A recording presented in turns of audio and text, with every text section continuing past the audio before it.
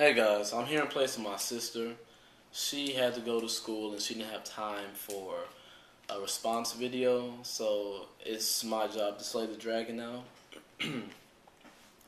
I stayed up all night basically reviewing my content and making sure I knew what I was talking about before I just hopped on the camera. And I feel fairly confident with my response, so I hope I showcase that in a few seconds here. Um, This is a response to Desmond's video towards my sister. And if you like the video or if you care to stick around, go ahead and comment. And if you have any viewpoints, I'd love to see a video from another viewer. But for now, I'm gonna showcase this in the Lincoln Douglas format of debate, and that if you've ever seen The Great Debaters, it's basically the same what they do.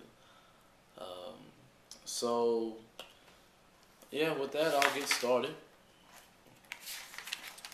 You cannot gain an ought from an is.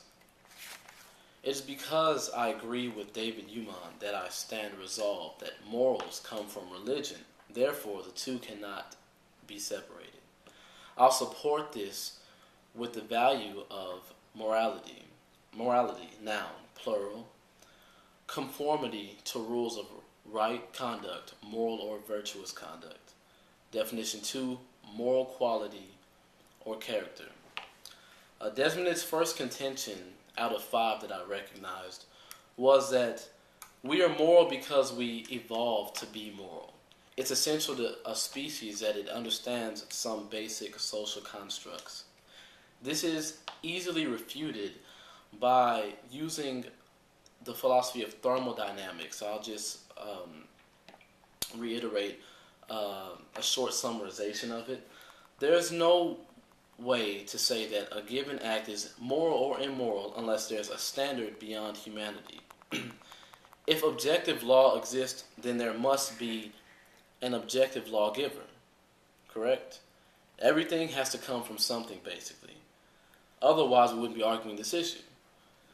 This being said, it has to hold true that anyone who wants to argue the negative of this here topic has to believe that we live in a materialistic world and that we are simply molecules in motion. In that regard, I find this next quote that I found quite ironic. Astronomer Robert Gestro, an agnostic I might add, stated, "For a scientist that has lived his life by faith in the power of reason, the story ends like a bad dream. He had scaled the mountains of ignorance, he's about to conquer the highest peak, and as he pulls himself over the final rock, he's greeted by a band of theologists who have been sitting there for centuries." I find that rather humorous that someone who's agnostic would indeed let himself get quoted on something like that. His second contention was the one of the moral challenge, which I'm not even going to address. Why? Because it holds no relevance to this topic, let alone a more broader topic of the existence of a theistic deity. And even if I were able to provide an answer for this gratuitous challenge, what would it solve? Would he in turn change his view about morality? Or would he go as far to say God may exist now? I think not. So I'm just going to move on to contention 3. You were offended when it was suggested that morality came exclusively from religion. And you went on to state that we don't give humans enough credit. I refute. If atheism is true, we have no grounds to know it. Because reason and thought are just chemical reactions in the brain, according to science and Scientology. As you obviously know. How can you trust someone and what they say if it's just a chemical reaction? Chemicals don't reason, they react. And to support this, I'll quote the materialist William Provine, who said, "We don't have any human freedom if all we are molecules in motion." If we were just molecules in motion, then how do we have human freedom? Therefore, with that, I refute contention 3. Contention 4 was, because we evolve as social creatures, we have to have morality in order to get by. He went on to say, if God is disproven tomorrow, do you believe people will rape, steal, murder, or commit other injurious actions because no one is judging them? I think not. I refute this by saying this was never an argument. The problem with atheists' argument versus Christians is that you have to borrow from the Christian's worldview in order to argue against it. There's no solid doctrine. The majority of Christopher Hitchens' arguments, who you said is your idol, are complaints about the behavior of Christians. How can you attempt to refute something using the same base as what you're trying to refute? That's asinine. And I can also answer this or refute this with a question. How do you define what an injurious action is? Who defines it? Who has the authority to define what an injurious action is? A carbon atom? The benzene molecule? And where do you get morality and consciousness from? These are questions that you cannot answer due to the fact that you are an atheist and due to the fact that atheists live in a materialistic world. I'm not saying you have to believe in God to be moral. I'm saying that there's no way to justify what's right and what's wrong unless some authority provides it. And in a materialistic world, there is none. The carbon atom provides no authority, and you should know that. We're made of carbon atoms. We don't provide authority for ourselves. We look up to someone else for authority, obviously. According to Charles Darwin, he says, if we are just the material product of primates, why should I even trust anything, much less my own theory of natural selection? That's Darwin's doubt. That's from basically the atheist Jesus, whatever, however you want to refer to him.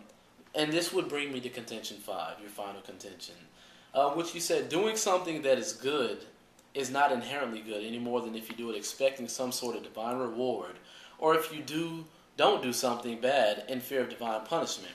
That's not moral, that's just self-serving. I strongly refute that by giving my own analogy. Atheism is like a bland chip.